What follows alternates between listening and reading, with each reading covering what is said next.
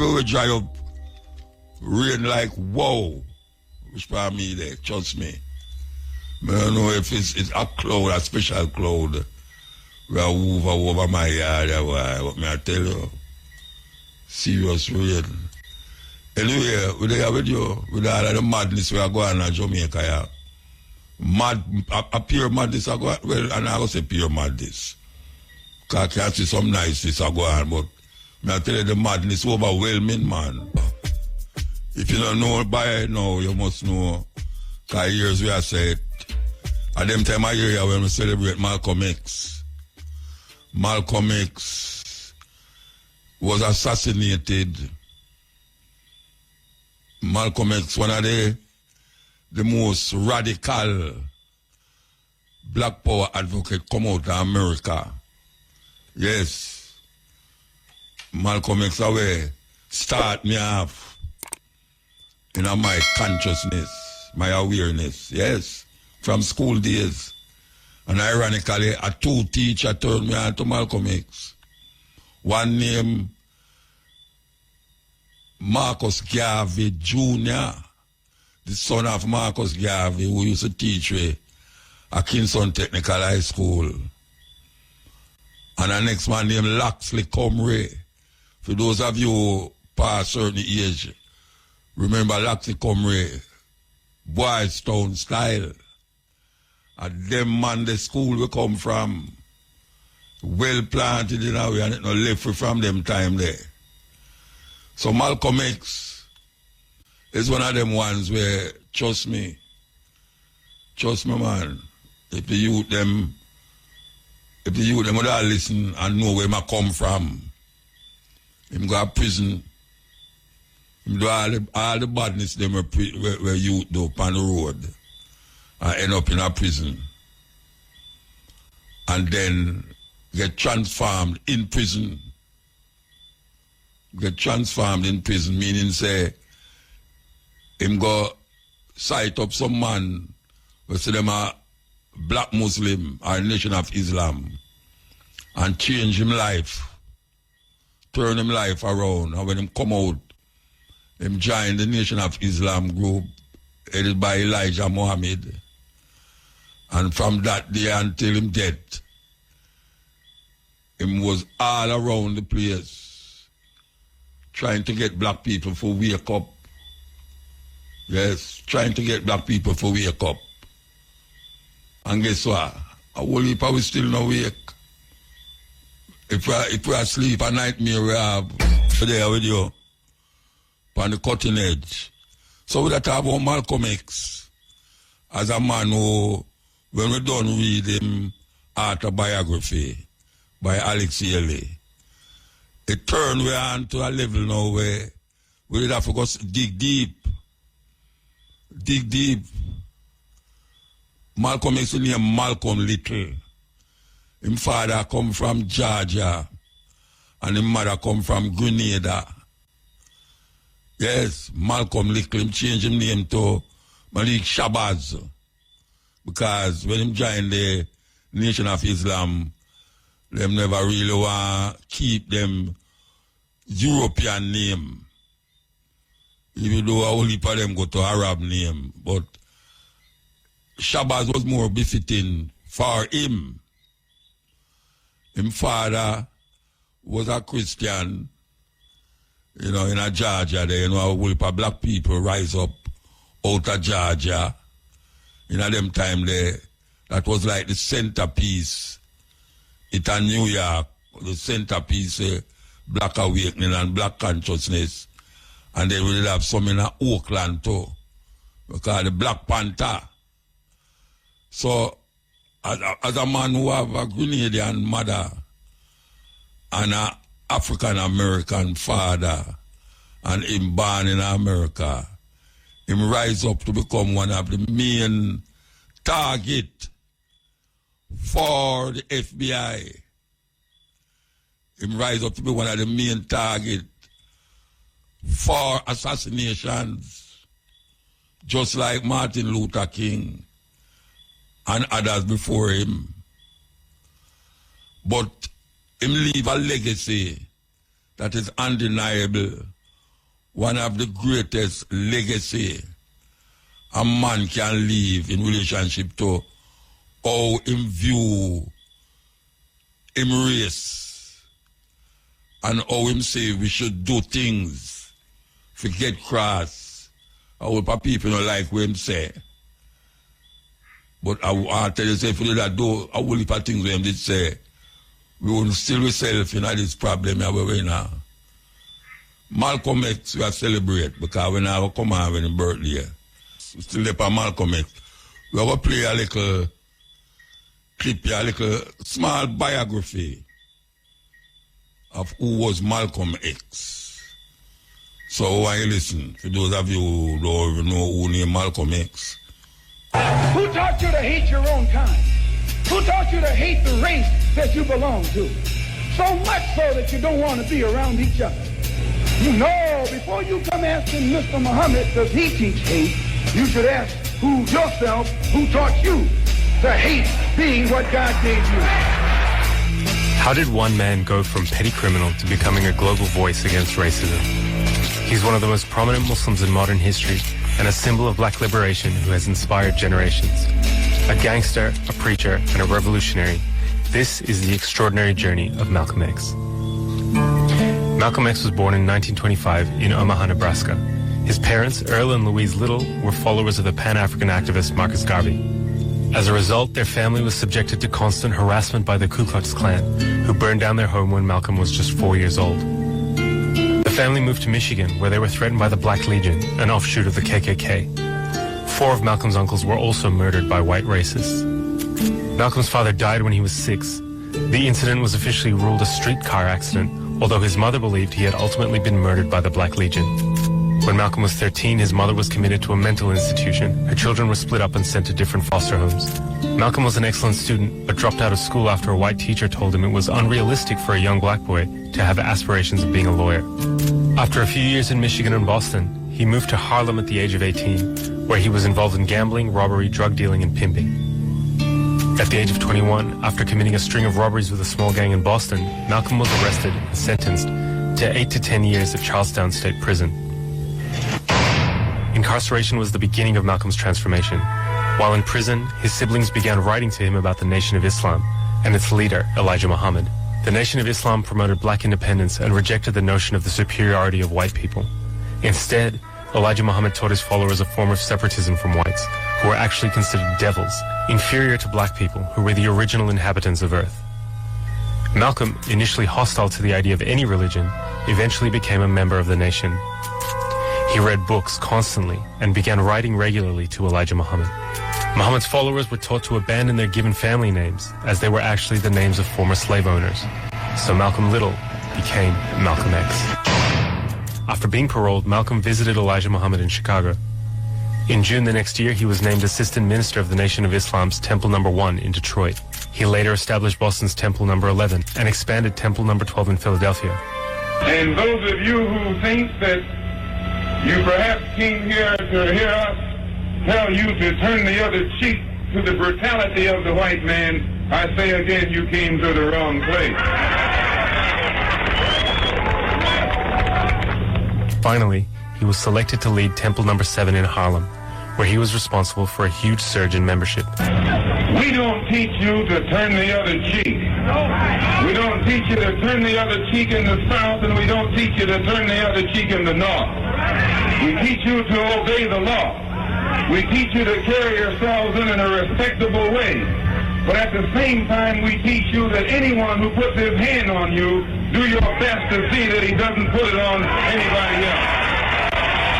The FBI now had him under surveillance due to his sudden profile as the nation's rising star. Malcolm's rise to national prominence happened in 1957, when he intervened at a police station to arrange for medical assistance and legal help for members of the nation who had been beaten and arrested by New York police. The crowd of protesters outside grew to almost 4,000. Witnessing Malcolm's control of the crowd shook the New York Police Department. Within weeks, they had him under surveillance and officially began infiltrating the nation. In 1958, Malcolm married his wife Betty, with whom he would have 6 daughters. Malcolm's profile continued to grow via print and television appearances, and he began to gain international exposure. Who is it that controls the prostitution in Harlem? It's the white man. Who controls the large sale of whiskey and wine? It's the white man. Who gives you the deck of cards and the dice that you use to gamble with? It's the white man. And after he sell them to you, he catch you with them and put you in jail for using them. He was deeply critical of the growing civil rights movement and its leaders like Dr. Martin Luther King, who preached integration. That's what you mean by nonviolent. Be defenseless. Be defenseless in the face of one of the most cruel beasts that has ever taken the people into captivity. That's this American white man. 100 years ago, they used to put on a white sheet and use a bloodhound against Negroes. Today, they've taken off the white sheet and put on police uniforms. They've traded in the bloodhounds for police dogs, and they're still doing the same thing. And just as Uncle Tom, back during slavery, used to keep the Negroes from resisting the bloodhound or resisting the Ku Klux Klan by teaching them to love their enemy, Luther King is just a 20th century or modern Uncle Tom or a religious Uncle Tom who is doing the same thing today. Malcolm's message was being heard louder than ever, but his relationship with the man who had transformed his life was about to fracture. Tensions were growing within the nation over the amount of attention Malcolm was receiving compared to his mentor, Elijah Muhammad. An unprovoked raid on a Nation of Islam mosque by police in Los Angeles led to one member being paralyzed and another being killed.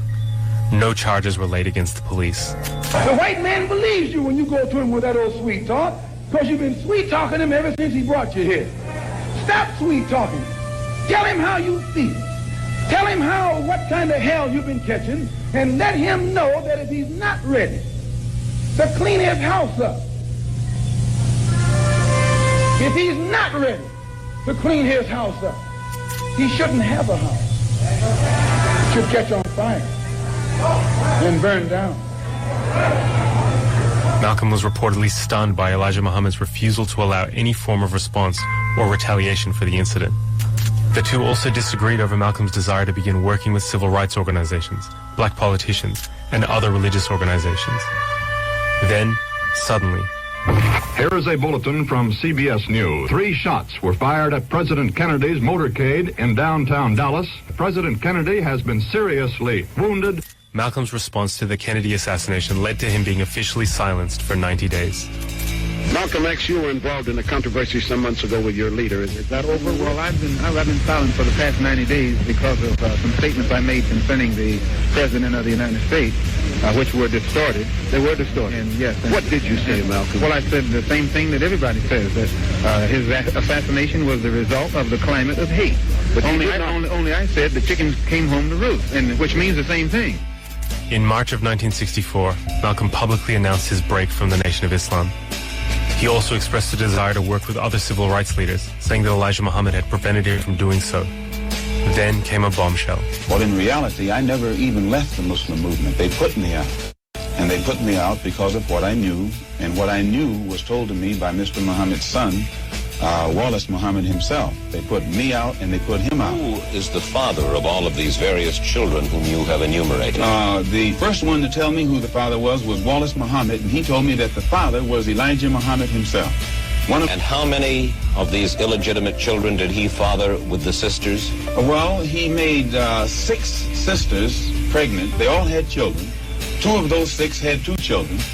I am told that there is a 7th sister who is supposed to be in Mexico right now, and she's supposed to be having a child by him. Are you not, perhaps, afraid of what might happen to you as a result of making these revelations? Oh, yes. I probably am a dead man already. After splitting from the nation, Malcolm began learning the tenets and practices of Sunni Islam. He founded the Muslim Mosque Incorporated, a religious organization, and the Organization of Afro-American Unity, a non-religious group promoting Pan-Africanism. He had softened his position on Martin Luther King, who he met only once in person. And later the same year, he performed Hajj, the Muslim pilgrimage to Mecca.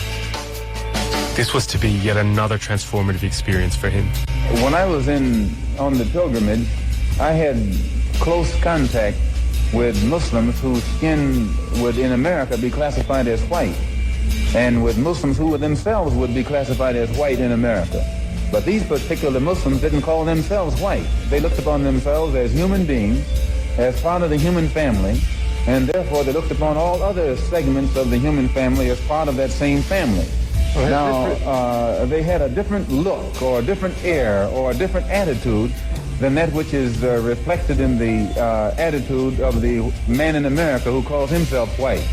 So I said that if Islam had done that for them, perhaps if the white man in America would study Islam, perhaps it could do the same thing for him. After Mecca, Malcolm made 2 trips to Africa, meeting officials and speaking on radio and television across the continent. In Cairo, he attended the second meeting of the Organization of African Unity and met Africa's most high-profile leaders, including Kwame Nkrumah of Ghana, Gamal Abdel Nasser of Egypt, and Ahmed Ben Bella of Algeria, who all offered him official positions in their respective governments. He met with Fidel Castro and was one of the first African-American leaders to meet the newly created Palestinian Liberation Organization, and was one of the pioneers of a tradition of black Palestinian solidarity that would be continued by the Black Panther Party and the Black Lives Matter movement. A common misconception about Malcolm's philosophical evolution is that his process of turning to Sunni Islam softened his political positions. While it's true that Malcolm abandoned some of the nation's more extreme separatist positions on race, he remained a staunch black nationalist. I think what a lot of people are interested in, Malcolm, is whether this experience has made you feel that your feelings have changed, that the animosity you have expressed in the past toward all whites. There's one thing that I want to make clear. No matter how much respect, no matter how much recognition whites show toward me, as far as I'm concerned, as long as that same respect and recognition is not shown toward every one of our people in this country, it doesn't exist for me.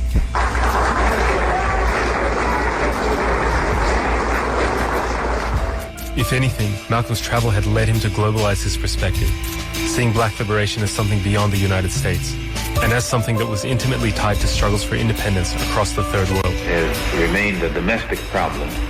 It has remained within the jurisdiction of the United States. And as such, it has been impossible for the Afro-Americans or American Negroes to try and enlist the support of other dark-skinned people who are being oppressed the world over in that struggle. And the only way this can be done is by internationalizing the problem. If you take up arms, you'll end it. But if you sit around and wait for the one who's in power to make up his mind that he should end it, you'll be waiting a long time. And in my opinion, the young generation of whites, blacks, browns, whatever else there is, you're living at a time of extremism, a time of revolution, a time when there's got to be a change. The Nation of Islam had not taken Malcolm's exit and public criticism of Elijah Muhammad's misconduct lightly. His family was repeatedly threatened, their car was bombed, and FBI surveillance records show that law enforcement was aware that elements within the nation were openly discussing his death. Then his house was burned down. On February 21st, 1965, Malcolm was addressing the Organization of Afro-American Unity in Manhattan's Audubon Ballroom. He was shot 21 times. 3 Nation of Islam members were tried and convicted of the murder, but questions remained. At the time of his death, Malcolm was under surveillance by both the NYPD and the FBI's COINTELPRO operation. For many, there is simply no doubt that one or both organizations had a hand in his assassination. Malcolm's legacy went on to be preserved in hip-hop, film, and literature. Most importantly, his own autobiography, which continues to be celebrated and was named one of the 10 most influential non-fiction books of the 20th century. His politics continue to inspire generations of activism against racism and imperialism worldwide. People in power have misused it, and now there has to be a change, and a better world has to be built, and the only way it's going to be built is with extreme methods. And I, for one, will join in with anyone, don't care what color you are, as long as you want to change this miserable condition that exists on this earth. Thank you. Malcolm's funeral was held in Harlem. Some estimate that up to 30,000 people attended. Actor and activist Ossie Davis delivered the eulogy. Harlem has come to bid farewell to one of its brightest hopes, extinguished now and gone from us forever. Many will ask what Harlem finds to honor in this stormy, controversial, and bold young captain. And we will smile. Many will say, turn away, away from this man, for he is not a man, but a demon, a monster, a subverter, and an enemy of the black man. And we will answer and say unto them, Did you ever talk to Brother Malcolm? Did you ever touch him or have him smile at you? Did you ever really listen to him? Malcolm was our manhood, our living black manhood. This was his meaning to his people. And in honoring him, we honor the best in ourselves. What we place in the ground is no more now a man, but a seed, which, after the winter of discontent, will come forth again to meet us.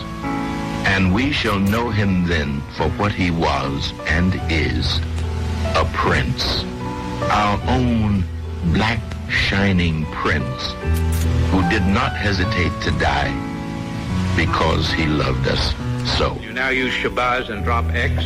I'll probably continue to use Malcolm X and I'll probably use it as long as the situation that produced it exists. White liberals who have posed as our friends, white liberals who have been eager to point out what the white man in the South has been doing to us, while they themselves here in the North are doing the same thing. They have been making a great fuss over the South, only to blind us to what is happening here in the North. And now that the eyes of America's 20 million blacks can easily see that this white fox here in the North is even more cruel and vicious than the white wolf in the South. The Southern wolves always let you know where you stand. But these northern foxes pose as white liberals. They pose as your friend, pose as your benefactor, pose as your employer. They pose as your landlord. They pose as the neighborhood merchant. They pose as your lawyer trying to help you. They infiltrate all your organizations, and in this manner, by joining you, they strangle your militant efforts toward freedom, toward justice, and toward equality. They use integration for infiltration. Throughout America, here in the North as well as the South, masses of black people are demonstrating against the oppression and exploitation of the white man. Our people have lost all fear of the white man. They have ceased trying to waste their love on the white man. And they have ceased turning their nonviolent cheek to the violent white man. And because of this new, fearless, more militant attitude on the part of our people, we see the increase of violence and bloodshed between the white oppressor and the oppressed, between the white exploiter and the exploited, between the white slave master and his 20 million ex-slaves. And where will all of this end? We believe this is the time in history for the separation of the so-called Negroes and the so-called white Americans. We believe the black man should be free in name as well as in fact. By this we mean that we should be freed from the names imposed upon us by our former slave masters. Murphy is not your name. Jackson is not your name. Smith is not your name. Bunch is not your name. Powell is not your name. That's the white man's name. Those names go with blue-eyed people. Those names go with blonde-haired people. Those names are not for black people. Your names come from the East. You came from the East. You should have some good names. One more some time. holy names. One some more names that time. don't connect with the nation of the so-called Negroes and the so-called white Americans. We believe the black man should be free in name as well as in fact. By this we mean that we should be freed from the names imposed upon us by our former slave masters. Murphy is not your name. Jackson is not your name. Smith is not your name. Bunch is not your name. Powell is not your name. That's the white man's name. Those names go with blue-eyed people. Those names go with blonde-haired people. Those names are not for black people. Your names come from the East. You came from the East. You should have some good names, some holy names, some names that don't connect you with the white man, but names that connect you with God. Not names that connect you with the devil, but names that connect you with God. Like Hassan, Sharif, Rahman, Rahim, Hussein, Lumumba, Kenyatta, and Nkrumah. Nieri. Good names. Those names give you honor. When you walk around here saying your name is Murphy and Johnson and Jackson and that kind of crap, why, you don't do nothing but honor the white man. You let the world know who owns your grandfather. When you say it's Smith, that means some old white man named Smith owned your grandfather. And that's where you got your name. Names which identified him as being the slave master's slave. We believe that if we are free indeed, we should go in our own people's names, the black people of the earth. We believe in justice for all, whether in God or not. We believe as others that we are due equal justice as human beings. We believe in equality as a nation of equals. We do not believe that we are equal with our slave masters in the status of free slaves. What that means, you and I can't walk around here saying we're equal to the white man. White man got all the factories, got all the stores, all the businesses, all the schools, and you're going to tell us we're equal with them? No, we're not equal until we make ourselves equal. We're not equal until we have what he has. Until we have for ourselves what he has for himself. When he runs up his flag, we need a flag that we can run. When he breaks out his army, we need our army. He come up with his Navy, we need our Navy. He have his Air Force, we need our Air Force. He have his bullets, we need our bullets. Then when we got the same thing that he has, we're equal. But as long as we're begging him for what he has, we're not equal to him. We recognize and respect American citizens as independent people, and we respect their laws which govern the nation. And it is true, we don't love any white man, but we respect his law. We obey his law. You won't find us pretending to love them. They're not worthy of our love. But we respect their law. We respect their flag. We respect their government. We don't believe in it, but we respect it. We respect authority. We respect those who have positions of authority. But that doesn't mean we have to love those people or like those people or trust those people. They are not worthy of our trust, and they are not worthy of our love, and they won't get our love. The offer of integration is hypocritical and is made by those who are trying to deceive the black people into believing that their 400-year-old open enemy of freedom, justice, and equality all of a sudden are their friends. Furthermore, we believe that such deception is intended to prevent black people from realizing that the time in history has arrived for the separation from the white people of this nation. If the white people are truthful about their professed friendship toward the so-called Negro, they can prove it by dividing up America with their slaves. We do not believe that America will ever be able to furnish enough jobs for her own millions of unemployed white people, in addition to jobs for the 20 million black people.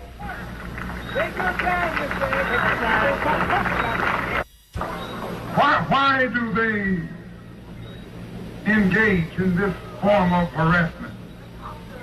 They engage in such harassment because the American government wants to turn you against your own kind, in order to keep you from making a mass exodus out of this country back to your own country where you can live among your own kind. So the American propaganda is designed to make you think that no matter how much hell you catch here, you are still better off here in America than you would be elsewhere. This is their trick. They want you to think you have no place else to go. And many of our so-called Negro intellectuals who pose as our leaders and our spokesmen actually believe that our people have no place else to go. And so this type of leader can only offer a solution designed to make us stay here and continue to catch hell patiently in the hope that someday the white man will have a change of heart and recognize us too as human beings, and then accept us into his white society. You never will have peace here. You never will have security here. You never will have hospitality from white people here. You'll spend another 1,000 years exposed to the hypocrisy and false promises of the white man. This isn't hate. If you pick up the paper tomorrow and they repeat anything that was said, watch how they say it. Let me show you how tricky he is. Number one, he'll tell you about 200 people was out here today. Now what do you say? They can be 10,000. He'll say 200. Because he don't even want you to think that anybody will listen. They took a census in Newsweek magazine, white man. And by the way, the old white man who owned the magazine blew his brains out last week. Yeah, he did.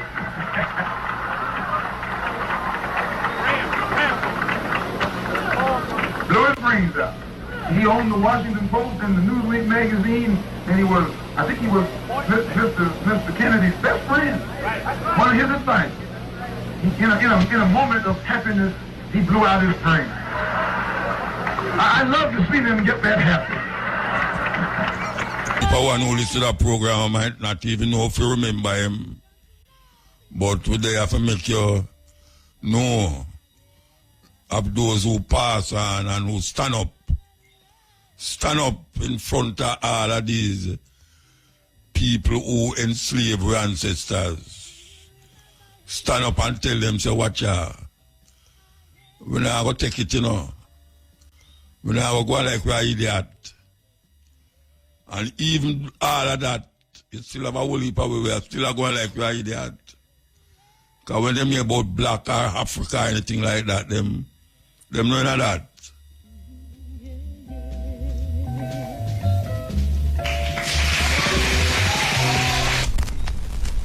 Up until 1959, Africa was dominated by the colonial powers, and by the colonial powers of Europe having complete control over Africa, they projected the image of Africa negatively. They projected Africa always in a negative light. Jungles, savages, cannibals, nothing civilized. And naturally it was so negative until it was negative to you and me. And you and I began to hate it. We didn't want anybody to tell us anything about Africa, much less call us an African. And in hating Africa and hating the African, we ended up even hating ourselves without even realizing it. Because you can't hate the roots of a tree and not hate the tree. You can't hate your origin and not end up hating yourself. You can't hate Africa and not hate yourself. And you show me one of these people over here who have been thoroughly brainwashed, who has a negative attitude toward Africa, and I'll show you one that has a negative attitude toward himself. You can't have a positive attitude toward yourself and a negative attitude toward Africa at the same time.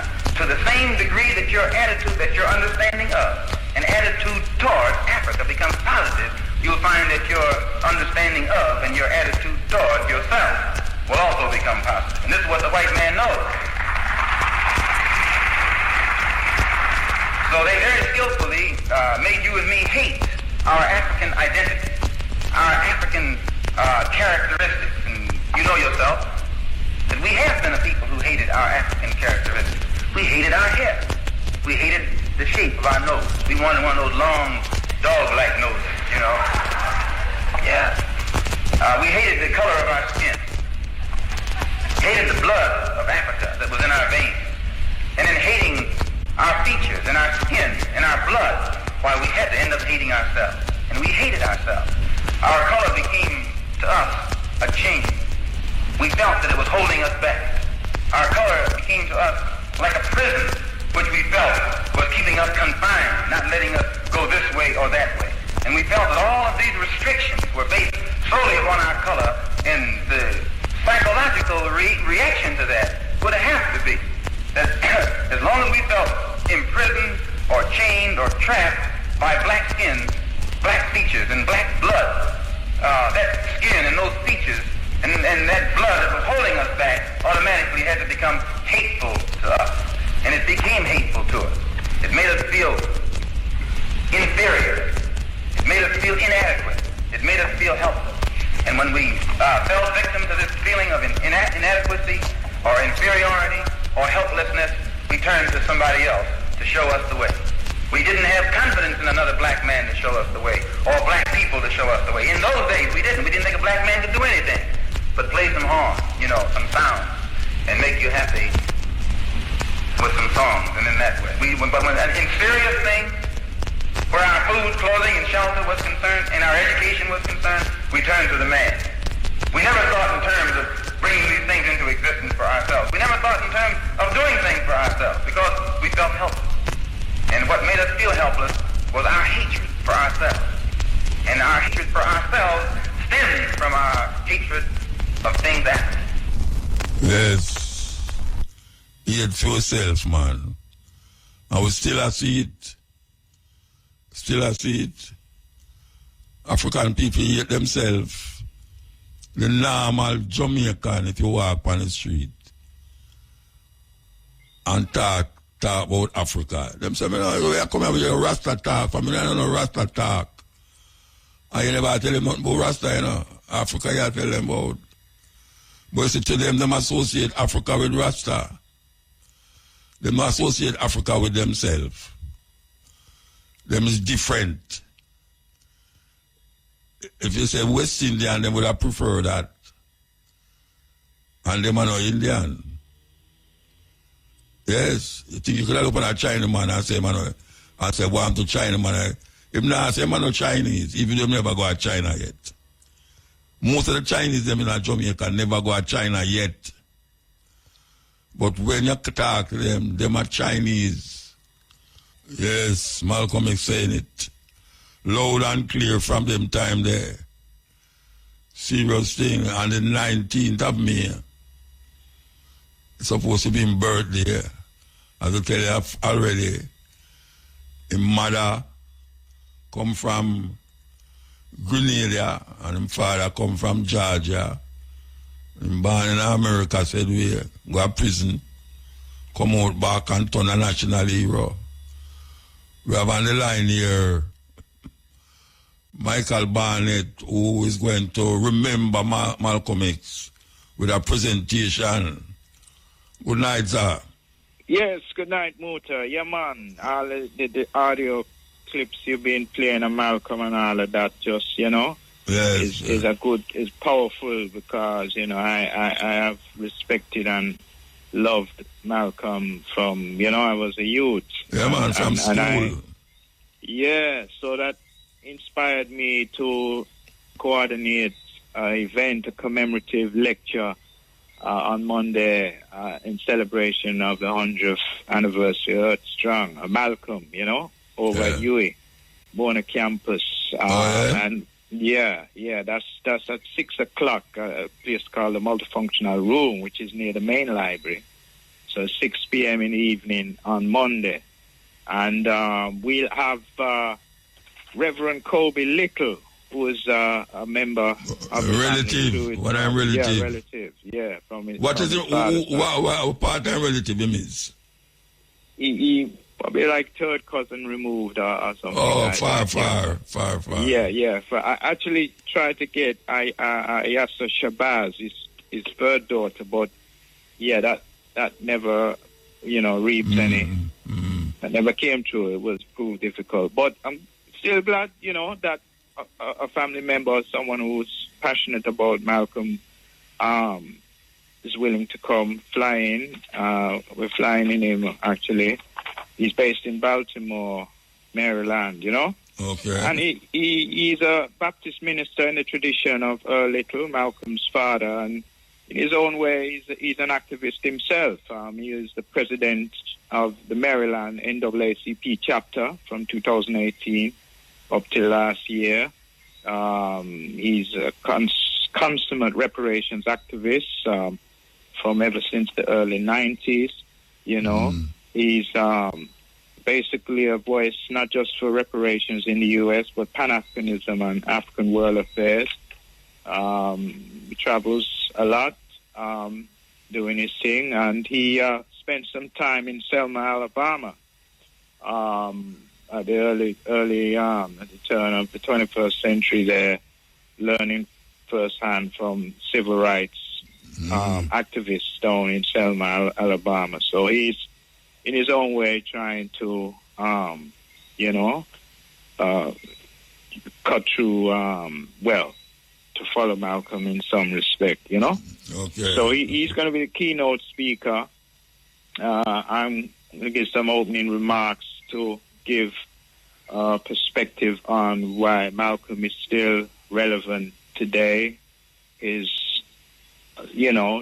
speeches, his unapologetic stance for equal rights and justice, and you know, a Pan-African champion in his own right. And I see him as the bridge between Marcus Garvey and the 1960s Black Power movement. I see Malcolm as that bridge, actually, in that he inspired Kwame Ture, he inspired Willie Ricks. Well, I'm family was member you and I, yeah.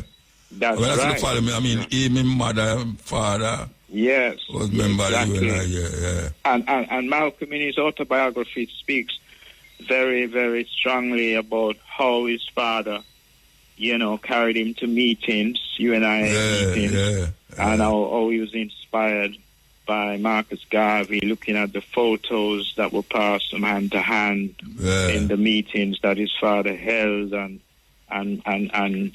what Marcus Garvey advocated, the Black pride, Black empowerment. So from early years, he had that. He had that inspiration, and I think he, carried it through. But he's worthy of celebrating. So they're having celebrations in the U.S. and I don't see why we can't have that in Jamaica. We can't recognize, Well, we try to use the radio. We try to use the radio for part of that, as part of that celebration. Yes. Could I never go without doing this? Yes.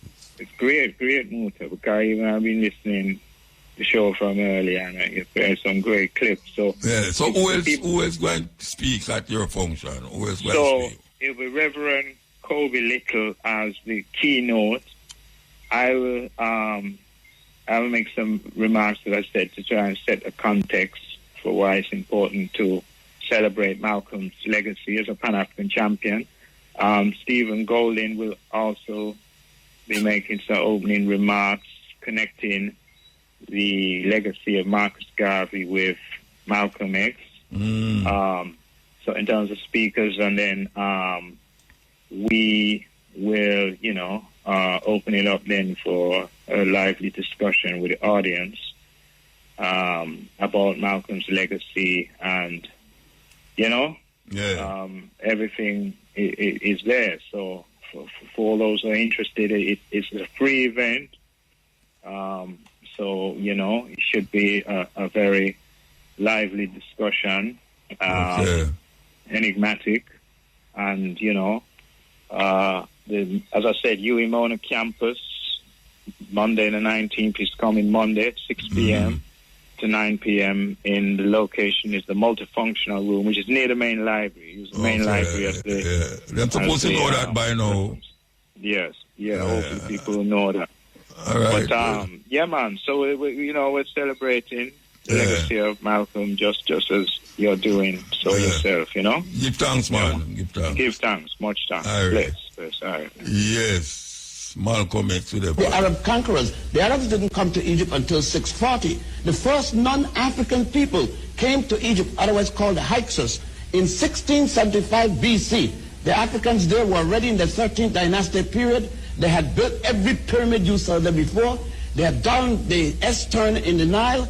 They built every one of the major temples that had already been built, including the Grand Lodge of Luxor. The first European to come there did not arrive until the Greeks arrived with Alexander II, the son of Philip of Macedonia.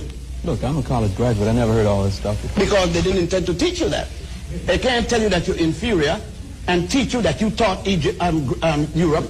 The first Europeans to be civilized by the Africans were the Greeks. When you heard of Homer, the first European to have written anything, you couldn't miss that. They said that Homer wrote the Iliad and the Odyssey. And that was not until 833 BC. The Africans had already, in 255,000 at the Tassili Mountain, they had the Sibyllian period, first, second, and third, the pre-dynastic period, all the way up. The Africans had produced men like this, Imhotep, the multi-genius that designed the step pyramid of Saqqara, the first man to be a physician that even Hippocrates, the so-called father of medicine, is giving him credit and calling him the god of medicine. The Greeks changed his name from Imhotep to Aesculapius. There he is. Yes, that was our long time brethren pass away. And, bring come to Jamaica twice, RFM Bring him come to Jamaica twice. Would I be glad if a whole heap of them man was still alive still? Because it would appear that these ones who are grew up here now don't take this thing as serious. Them see the thing unravel in front of them and don't even know, say, and them know it depend for do things. Can't wait upon this brother with Joseph Ben Buchanan and Malcolm X who dead, him dead, only a man dead gone, and the struggle continue. I will tell you, there was a time in a university was very active when it come on to these things. The university up Mona, they was very active. Nowadays, these youth, they're not interested in nothing as it relates to Africa or blackness. Not at all. You know, see, them just wait for the next fete. For dance and jump up and down and all them. Them not have nothing with them, something we are talking about, you know. Some of them go to church, and that is it. But as it relates to Africa, as it relates to we are going in Africa, them not in that at all. So we not left it out though, because our life, we not left it out. The Native American look upon the buffalo soldier and say, how come you fight us for the white man and the white man treat you worse than him treat us? Because we could have never stand straight if we allow the white man to treat us like how him treat you. Would have preferred die. Words from the Native American to the buffalo soldier. Hail. Hail. Good night, Ocho. Good night. Pleasure again. See the top thing. I go on to Jamaica, man, cutting edge and step in the razor. Big up yourself. Yeah, Motor. Yeah. As a youth, I grew up. And I tell ignorance that thing no motor, but thanks for the education. So I grew up and convinced that England, France, and US was the savior for us in our day. Even for us in a motor. And when black people say things or do things, when you hear our sort of people come down power and all that. Motor. Imagine England and America and France and Germany too. But England, France mostly. Burkina Faso now this man come and grow up and say leaders was puppet to the West. And them grow up and say, nah, go happen to him and them people, the love of the man of them people. And we blatantly I try to assassinate the man Mouton and England. We can't find a black people. Money. We're not trouble them Mouton. I don't know if them black man I try to disrupt US government or France or Germany or England. Why don't you just leave we alone? And I tell Jerry, me and no white boy, no friend, because my two brothers married two white men, I'm going to talk to them. Muta, imagine the Burkina Faso army, the man, have the French down there, so they are there to help them from terrorists, And Muta, can you imagine the French government tell the man, the government down in Burkina Faso, so the only thing them can give them was uniform and boot. Giving them weapons is illegal and it's a lethal force. And the rebel are trying to kill Muta. The French government, some undercover person, come here, the documents to go undercover and realize that the French government has supply the rebel them with food and ammunition, Muta. And I do the same thing to the government. Really no Muta. Them look a white boy.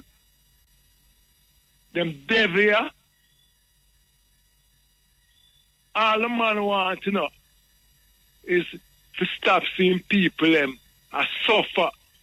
And you have all sort of things to kill, get rid of the man really sorry for the have as a slave, who not feel for stuff, and then have the man mineral them I sell it, I buy it from them for cent, and I sell it for 2,000.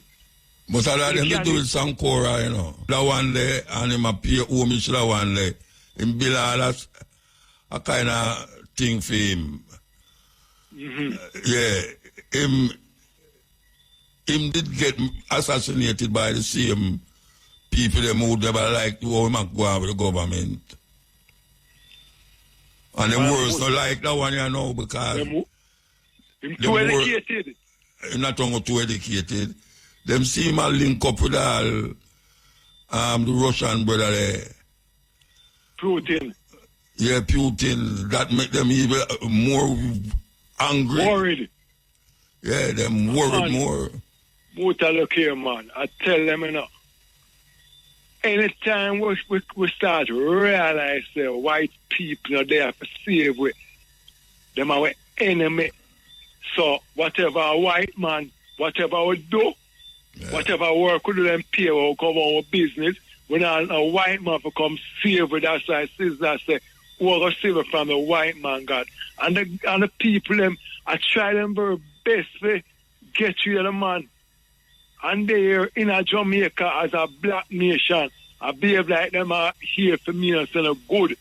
And imagine them quarrel some rebel motor. Quarrel the rebel them. And ask the French now, down there and down at Burkina Faso for come give us some support.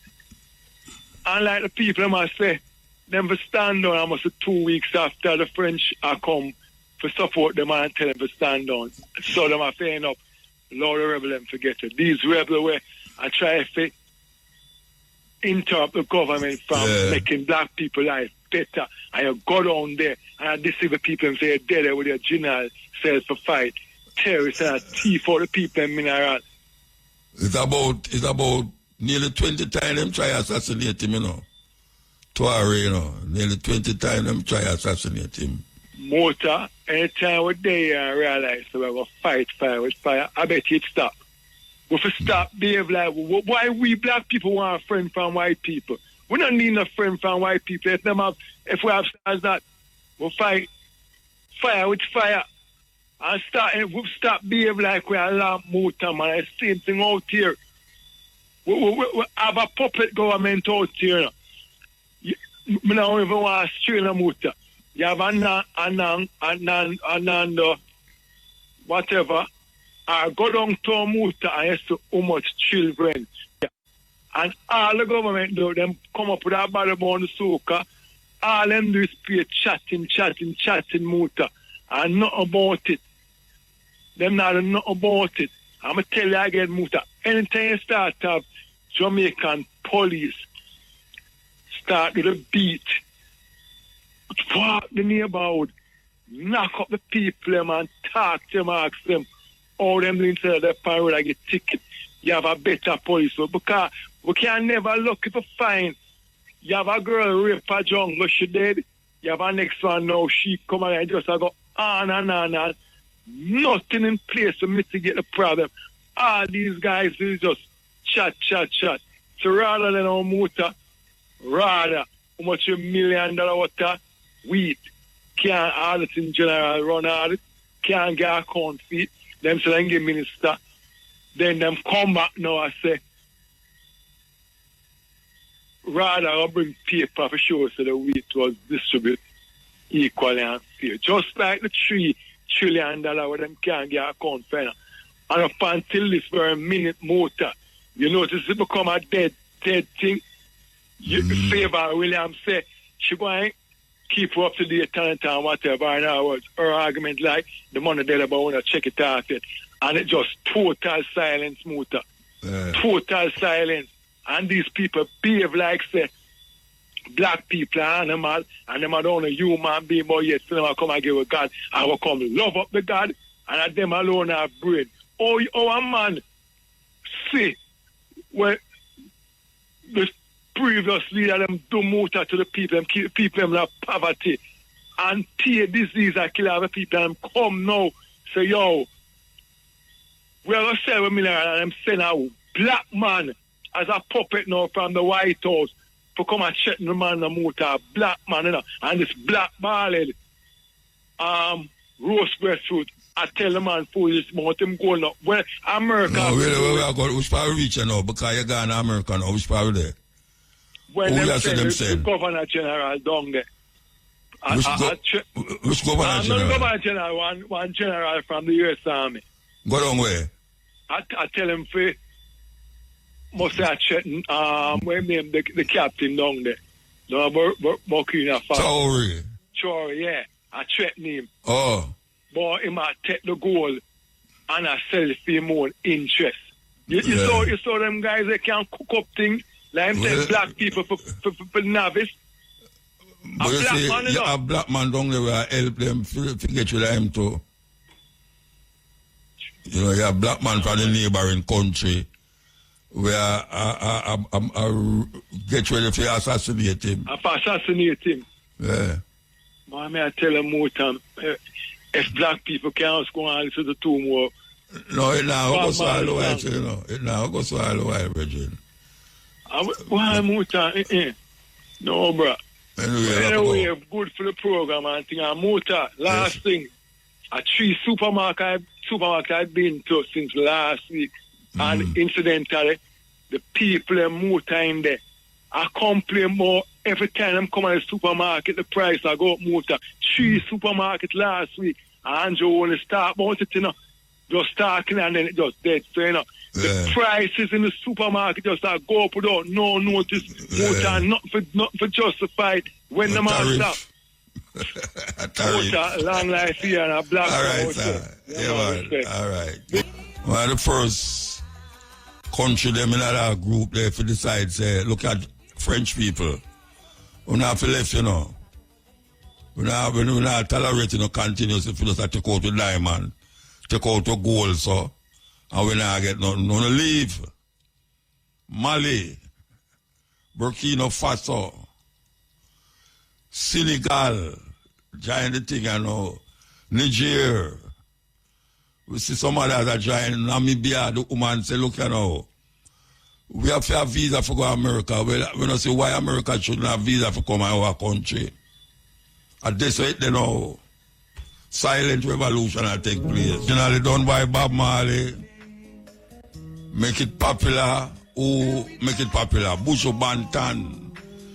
And now we see it in the African style. Destiny, yes, EL. Blessed. Yeah, man. Yeah, man. Long time I don't hear from you. Yeah, true. I'm never in the island. You think it's a Burkina Faso, man?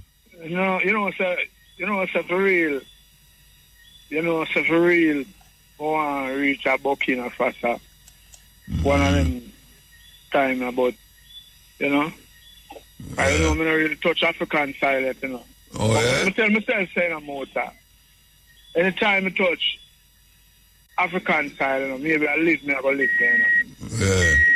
Because you see, in Burkina Faso, although French them speak, them first language, I just don't want to live, you know.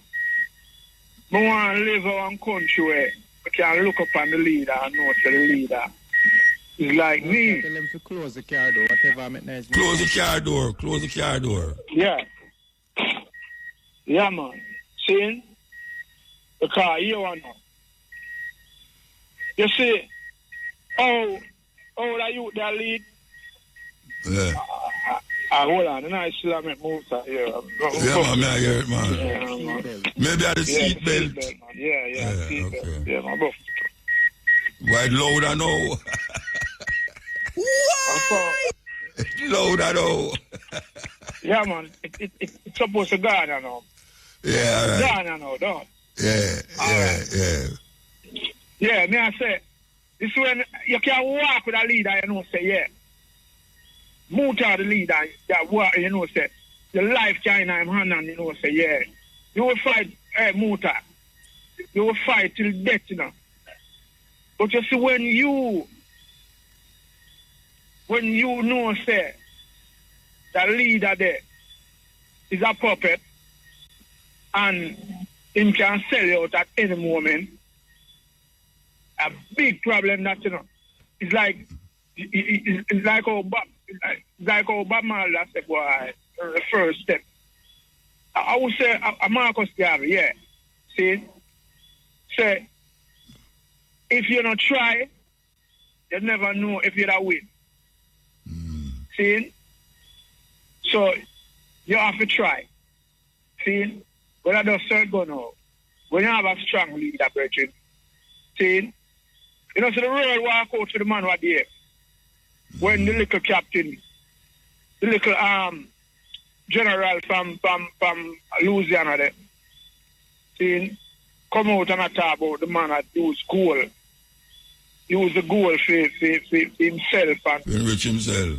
Enrich himself and all that thing there. See? And the man has said, Burkina Faso never have no gold reserve, you know. Because the whole of the gold gone out of the country. The French take it. The French take it. Yeah. See?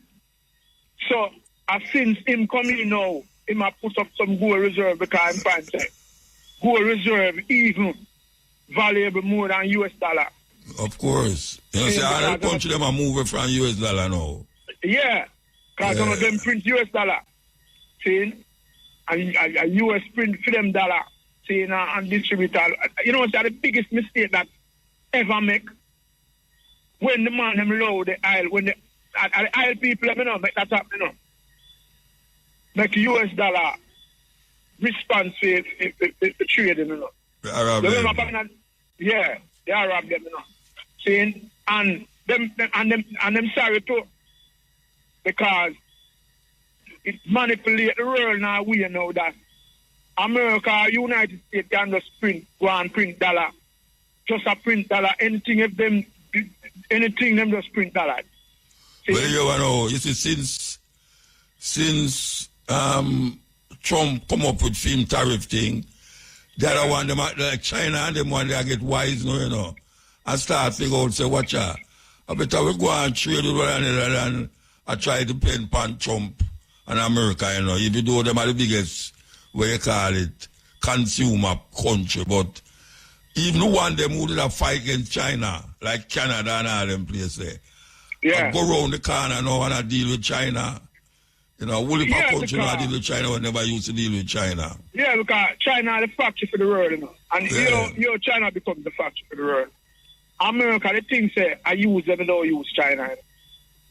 But China, the Chinese, them smart. What the Chinese, them do now, like, so them come and work my factory down there. Them have to train the workers, them in a hall farm. And that Jamaica should have do right now, you know, with them China people who are build them road there, you know. See, I mean, so Jamaica do it with the university. Them should have make all the civil engineers near them. I learned from China, from the Chinese, them we have built the highways, them and them little thing there, you know. That's after a time. I just pay people who have a bill highway and certain little thing, and we can send our people go next small island and send our people go bill highway and all that. And that China, China trick them, you know. Because here we have China now. Chinese, a man will come down here, you know, and start print some Bob Marley t-shirt, you know. And just go and start print film one them after some cheaper material, you know. And take over the thing, you know. Whether that China don't know. With US, them the things that them are go down there now, go make them build cheap sneakers. The sneakers come America and sell dear. And but when you check and start now, the man them start build for them imitation sneakers too. Yeah, watch I know I can tell you something. I know imitation, you know. You see Nike and Gucci and all of them places where when you go in a Manhattan, you see all shoes for much hundreds of dollars and handbag for 500 US. At China, the whole of them make, you know. Yeah. The design of them all them do is carry them design got China, make the Chinese make it, and come back in America and put film label upon it. And then put film. Where it cost them all, like, I look at that thing where they say, one iPhone cost about $15 to make in a China. China, yeah. And when it reach over here, so $1,000 dollar. Yeah, because the Chinese foreign minister are the finance. The foreign minister are the finance that come out.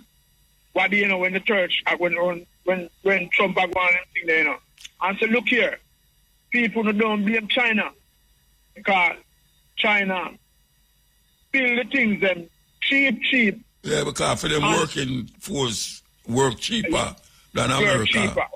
Yeah, and these people are pressure on a week. You understand?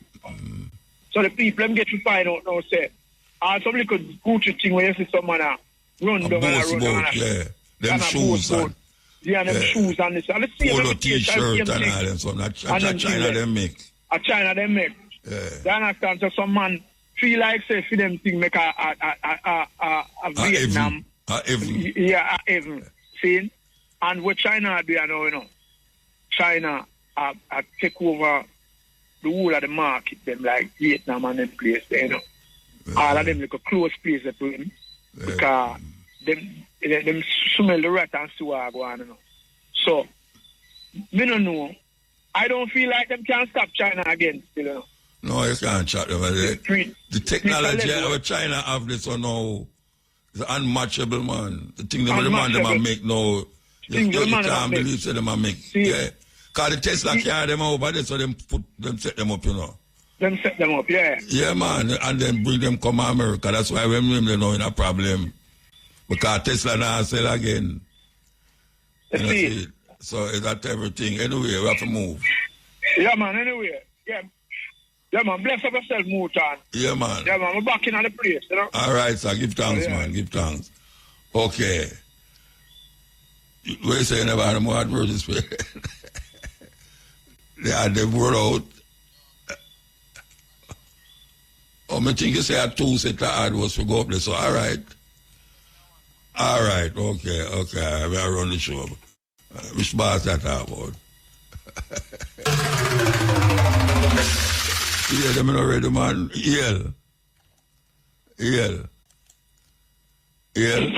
EL Motor. Bless you, good night, brother. Good night, sir. Yeah. You know me, I look for Motor, me I say. Every time somebody ever rises from out of Africa, you realize no matter how them try, somebody always rise. The first bridging them take out, the bridging, the oil bridging them. When Gaddafi. I know the first one that. No, them are one of them when them take out. Yeah. And they take out another one before him. But you see, the thing is, Motor, it's only a time before people realize they can't do one thing over and get to it. You see, life mistakes. So people learn from each mistake. Of course. So, anytime people find a leader where they can fight for, where they're willing to die for, it's never always a problem. Yeah, well, that's a no. Right, just like slavery in a motor. Somebody rising and the people them follow. Slavery abolished. That's the hero them with Nani and Koja and all of them. And a 300 years that last one, it stopped. People that them white people that realize that no matter where you do, nothing lasts forever. Everything has to come to an end. Once is not right. It's only righteousness survive Motor. Even it's always our limit. So nothing lasts forever, my brother. Alright, sir. You see? And the Western will understand. Motor, you know me not understand the Bible. Everybody will say them a world power fall, you know. Them not to the history. Yeah, well, them not look at history. So America must fall, you know, my brother. It was Greece. They turned Rome. You can't then go England, no America. So them not understand. Me say black people build America, you know. Them deal with the black people, them like I tell them everything. Slaves, them like slaves. And them people that build America. And we them deal with them. That never lasts forever, them realize that, you know. When them do the black people and the ill treat, it never lasts forever. What a day when the table turns, motor. What a thing. What a day when the table turns, you know. It just a move slow. Yeah, it have to turn. Life set that way there. Once you do negative motor, it have a limit. Just like people there, I don't understand. We just there pass through, you know. Just enjoy it and go through, no man. Go through. Why one bring down the next virgin? You see that? When one child ball, the next one a laugh. How we explain that? Yeah. I just sufferation all over. You know, understand it. The world. I know sufferation all over, so you know, so they make it look like we're there. You know, and I go put myself in a sufferation bracket, you know. Yeah, you know, Mota, you remember all the picture where them paint Africa back then? Of course, them and when the World Cup, we when the World Cup play, me I fear one night for the same Africa, you know, are different. Then I say most of the French footballers them in the World Cup appear African. And that we get to realize the African team that African them come from. But the way them show Africa when they never know Africa pretty virgin. Well, it's a continent, you know, it's not a country, it's a continent. As I say, who control the media. Yeah, control the brains. Yeah. Brainwashing, yeah, man. Follow the media more time. You're not going to know the truth. The media will lead them where they want and bring you go. Yeah. I want them to say, feed them where they want. All right, Bridget, yeah, give thanks. Yeah, man, guidance. Yeah. Muta, my name, you know. Yes, Muta. Yes, sir. Muta. Yeah, man, may I hear you good time? How are you, man? Yes, man, Mandingo. Yes. Me hear you, man. No, to me, I'm going to call me boss, and I tell him, say, Muta, my name. Oh, I believe that. Sure. I hate it about boss. It's like I'm a PM. For real. Muta. Yes, sir. Want to say, you know, condolences to the family of one of our Kingston technical brethren, Robert Gregory, who graduated in 1968 and he was leader at the cadet, one of the leaders at the cadet corps at Kingston Technical High School, and ex-jumper Cheer, who died yesterday, Wednesday morning from kidney problems. You know what I mean? Yeah, to the family, you know. Stucky Smith from Kingston Technical told me. You know Stucky from York Street. And also one of the well-known soundman them in Brixton and Battersea, South London, Leon Parsender, known as Herbie Renegade, the owner of Renegade Sound System. When Parsender? Yeah, it was his funeral on Monday, and I did the eulogy. And you know, with school in used to go Muta, I remember them at that school at 146 Orange Street named Progressive Prep School. A lady named Miss Martin did run it. Is that so Stucky? I remember Errol Brown, engineer. Yeah, I know Errol. Yeah, Errol went to that school with Stucky Smith too. Yeah, man, you know. Okay. When Herbie Renegade used to go to that school and thing, and one of the great sound man them in London, you know what I mean, Party and Bridget used to play them and thing. And listen, I have to make a correction to what the Bridget then I said earlier. It's not the Arabs who made the petrodollar thing, you know. It's the US, you know. First of all, it is Richard Nixon in trying to undermine the Russians. Reach out to the Chinese and get the Chinese to be making cheap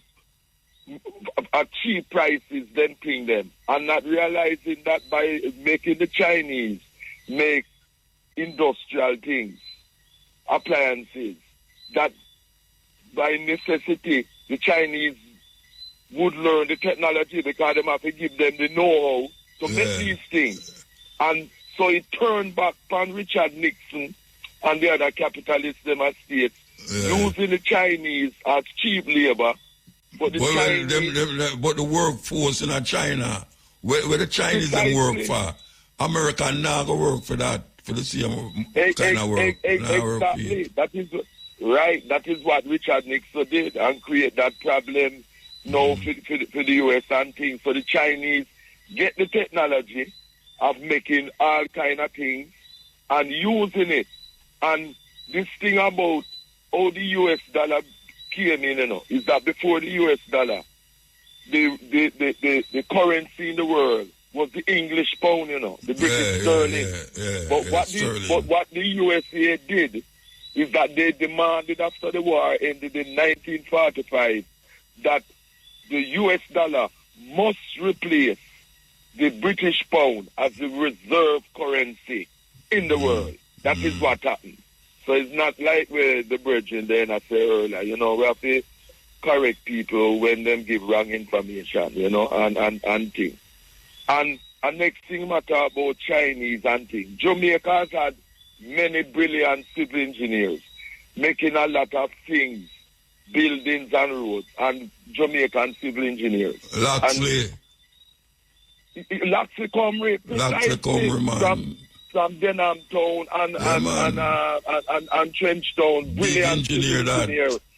Yes, and I as a Jamaican civil engineer was one of those who built the Maypen Bypass Road, working with the Ministry of Works in the 1970s. So we know how to build roads and that type of thing. So this brethren talking, him don't know how this go. So we have to make them correction there. We have brilliant, not just Jamaican civil engineers, but electrical engineers, chemical engineers that are of great benefit to countries outside of Jamaica. Because Marcus Garvey Jr., our teacher, said one of the things... Great engineer that too. Exactly. Marcus Garvey Jr., brilliant electrical engineer. Teach that. Exactly. The physics teacher. So we have to correct people and give them wrong information there. But what Marcus Garvey Jr. said is that the PMP and GLP administrations, they don't give incentive to a lot of our brilliant professionals in various fields. They make you look on foreign. They make you look on foreign for go away. Yes, we go Canada, Britain, US, and elsewhere in the world. We have brilliant African professionals in all fields, medicine, engineering, the works. But it's the corrupt PNP and GLP politics that force a lot of them even come home and work and force we have to leave because of this corruption thing. So we have the ability, and you see the US, you see them trying to use the OAS, get for them troops to come help them fight the people in Haiti, Yes? Well, they might try to do it, they might do it. Yes, because what happened is that them use the Kenyan there with the boy and the Jamaican and the Jamaican with Andrew Onis there. But because that is not working, they've come out publicly now and saying that they want to use the racist them. Look on the Dominican Republic, which is right beside Haiti, as you know. Same country. Same island. Same island. Same island. And look how they murder Haitian people for years upon years and kick out Haitian people. The children of Haitians born in the Dominican Republic are refused Dominican Republic citizenship due to them racism against Africans. And yet, them want to use them and other racist regimes in so-called South America to fight against our freedom fighters in Haiti. But them are fight gangs. As you say all the while, Muta, you and I know, it's not no gangs in Haiti. No gangs. It's Haitian freedom fighters fighting for them country because the US and France want to thief the resources, continue to thief the resources of Haiti, and not so that the riches of Haiti not used. And it's the same thing Captain Traore in Burkina Faso is doing. Why they are trying to murder him just like how them fight against Marcus Garvey, who set the pace, which is what President Traore is continuing with, his Marcus Garvey work, continuing with what Patrice Lumumba did, with what Malcolm X did, with what Nyerere did, and what Kwame Nkrumah did, and so on. So Traore and other Pan-Africanists, and this is why we support him, are simply continuing the works of the greatest African leader ever, Marcus Garvey, who said it is self-reliance in all areas for African people, economics, politics, military, and otherwise. And we have to do as much as we can to protect the life of Traore, because we see the racists and the traitors want to kill him. And it is a war situation. Yeah, man, all the boy, they Langley, a traitor boy, they both in my U.S.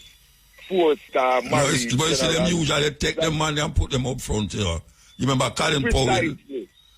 They put Colin Powell to tell the whole world lie. Same thing. Yeah. Same thing. Yeah, man. Use them coats there. You know what I mean? So, this warrior, is that everybody who is of African race is just as we know Muta. Them are traitors. So the boy Langley, he is a current traitor. And any African who fight against President Traore is an enemy of the African race. And we have to fight against them because it's a war situation with them every time. You know what I mean? And last night we played at the Ritz in Brixton there, you know the Ritz Cinema at Brixton, Old Harbour Lane corner there, near Winroth Square. Played there last night, man, and it was a joy. What was the occasion? You know? What was the occasion? No, every second Wednesday of the month, them have reggae sessions there. Okay. So last night I was invited and they have it filmed and I'll send it to you and others and thing, man. Go on good because Muta, we have to keep pushing reggae music, And we love how Leroy Sibbles make a tune named Ibrahim Traore, So you the one we just play a while ago? No, and from never hear Africa. The one there. Yeah, man, the one, the rough rasta. Who do the one there? African virgin name, I'm come by name. All right, but okay. See, well, African virgin, man, nice, man. Yeah. Nice, no? Well, you forget the Leroy Sibbles, Eptone's one, King of the Reggae Basslines one, man. Ibrahim Traore. What name? It named Ibrahim Traore. As simple as that. Oh, the one where just a play a while ago that it named too. Okay. The one where just a play Ibrahim Traore, that right. It named man, Leroy. Me look fit. Me look fit. Yeah, man, look fit, man. Ibrahim Traore. You have it? You have it? Yes, man, I have it. I'll send it to you. They'll just send it to me, man. Yeah, man, I'll send it to you, man. All right, man. All right, so Muta, remember, me and you and other Pan-Africanists, let us continue to do everything we can to protect and support Ibrahim. We can support him, yes, fine, yes, but I don't know where we protect him from, yes, so we can support it, but protect it is another thing. Support, yes, but protection come in many ways, and guys. Like, tell me. I know everything. No, man, tell me we have to talk out public way. So, we have to do all we can in support of it. All right? Let me say, yeah, man. Support is a better word. Protecting him too. See? Love every time. All right, Africa man. for the Africans. For those that to home and abroad. Yes,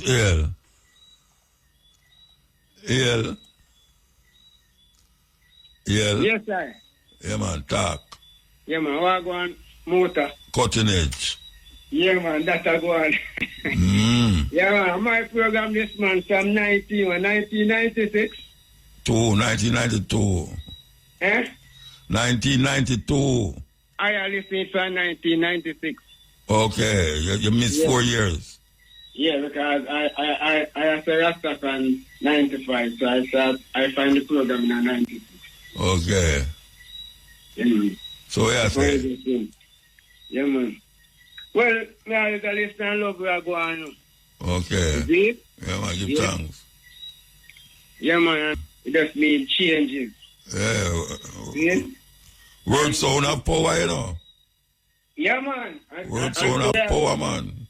So we have African leader here, where you have Senegal on inside and now. Yeah. You have Niger. The version of Senegal is a youth now, too, you know. It's a new prime minister, is a youth, you know. Man. I hear say one see me too. You know, I realize. Hold on. Let me say it. 2 African come a one that they don't have Black History Month. 2 African come a one thing run a university, run a art school, and they see them a run come to me and I say, wait, what's them brother? I say, you Mutabaruka?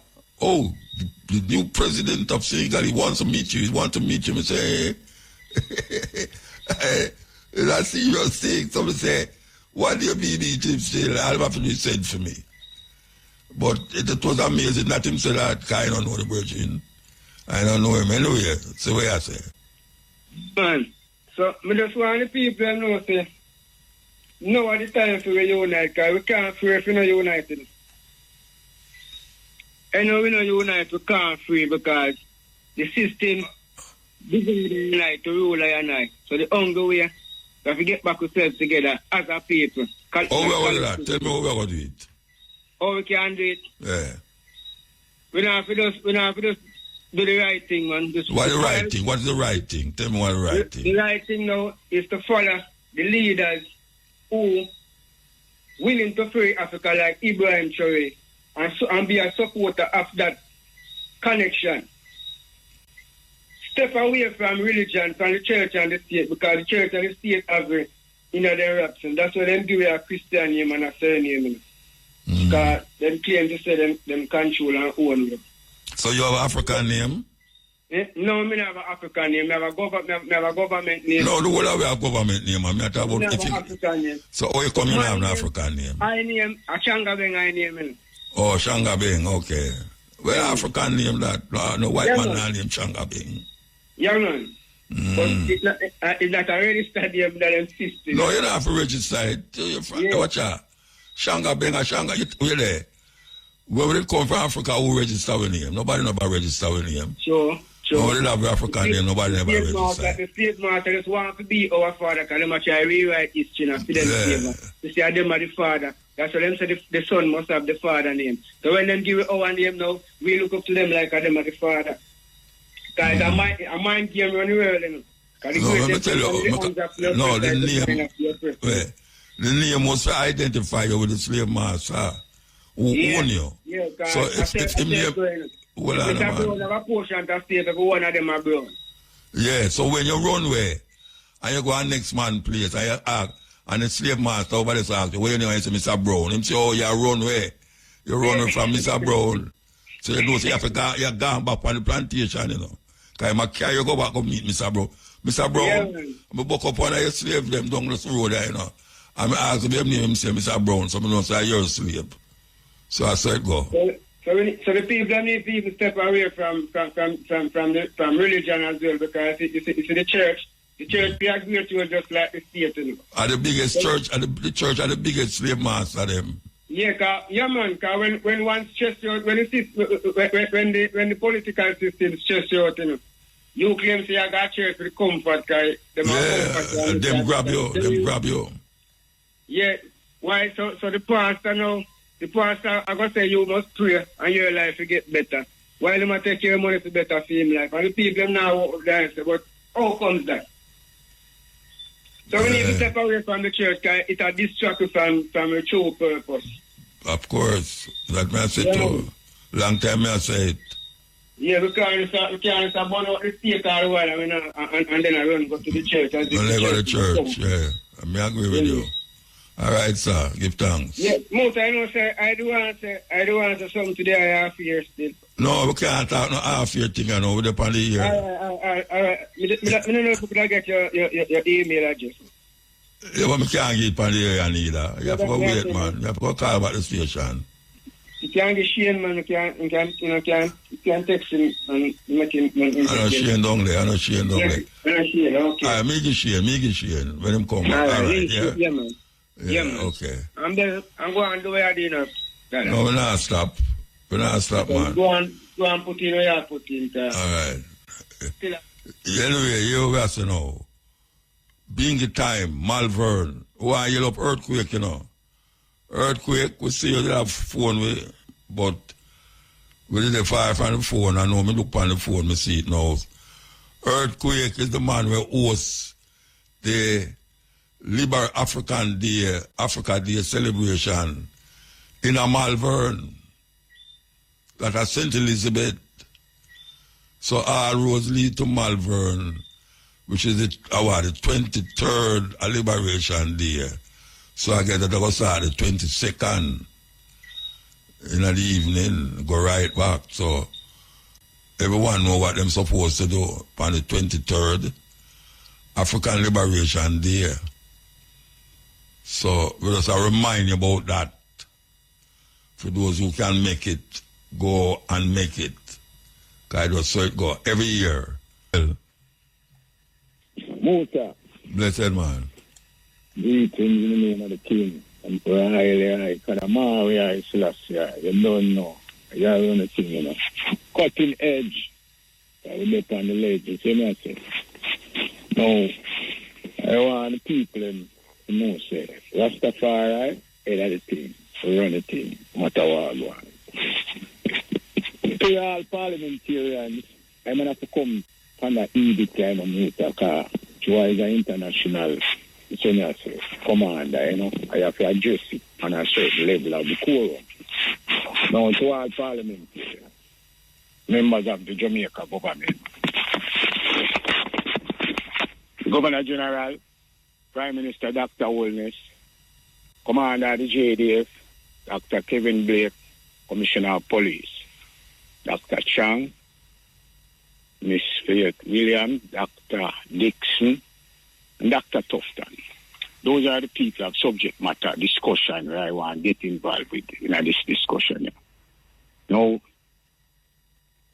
only for eloquent speech attack, condolences to the bereaved, all people who lost loved ones. All the great Max Romeo. I know him from him as young man, just come to Kingston, because I used to live next to my yard. Up in Mount View area there. You know, see it. I want to say, people, look upon the thing through open eyes and not with your ear. Government perform good. I take that from them. I perform good. In the form of the crime intensified, going down in numbers, statistically, good performance. But also, the conduct of some of the officers is unbecoming. And Dr. Blake, you have to stabilize that, because that can lead to other things out of that context of the matter. So with that we work on. Now, the people of Jamaica, I watch something and I notice the people of Jamaica, them unruly, which we don't know that still, them unruly in a certain sense. You have to lower the police. Remember this, you know. Life is like a chess game. The administration of government is like playing chess. The policeman are the pawn in the chess game. So when you and the policeman have a confrontation in the street, I would advise, take the relevant information, car, time, location. So what the people them is what in the chess game? Eh? The people is what in the chess game. If the police are the pawn, what the people them is in the chess game? The people them are the players of the chess game. And them are player? Yeah, them are player. So the police is the pawn. So what is the other people? What is the other thing them on the chessboard? Well, as you go up in line now, the pieces now become the government and those people. You know, see, you have the rook, which is the foundation of the thing, and you have the lawyer them, which is like the bishop them, along with the church, you understand? Okay. And then you have the queen, which is the major player. Oh, so is the people them are player then? Yeah, the people them are player. That means the people them are player. All right. Eh? No, me just want to find out which part of the people them there in the whole thing. Yeah, the people them are player. So what happened now, the people them start to take up the pawn seriously and want to confront the pawn as an important piece in the game. But the pawn is not that important in the game. You have to move beyond the level of the pawn and look further to the higher ups like the bishop and the rook, you see me I say, and the horse, the knight, as them call it, the protector. So those are the people you have to look upon in the structure of government order. So when you have a grievance with the police out the street, you make note of it and then you file it to the higher ups. Because the policeman just acting on orders that he was given. And sometimes he go a little bit out of the way because them give him, under penal code of law, them give him a wide leverage to assume and do things. You understand? So sometimes, as you know, ego and personalities play a role and it go beyond where it's supposed to go. But we not take no credit from them for what them do. We are give them the full credit. You see me I say? Now, come to government thing, we are dealing with integrity. And in all the eloquence and the speeches and all these things we are going, I don't see no integrity because it's over Muta. It's over 11 years now, Them has not given account for the $3 trillion. Nobody not talk about it. The medical system in Jamaica is in total disarray. And it's about $640-something billion missing from them accountability there. And nobody now say nothing. The same thing with the educational system. All of the vital components of make good governance of a society is not being accounted for. So where them speech here carry go? It's just to make a man get elected for another 4 years so he can keep up the same arms or so they might keep up.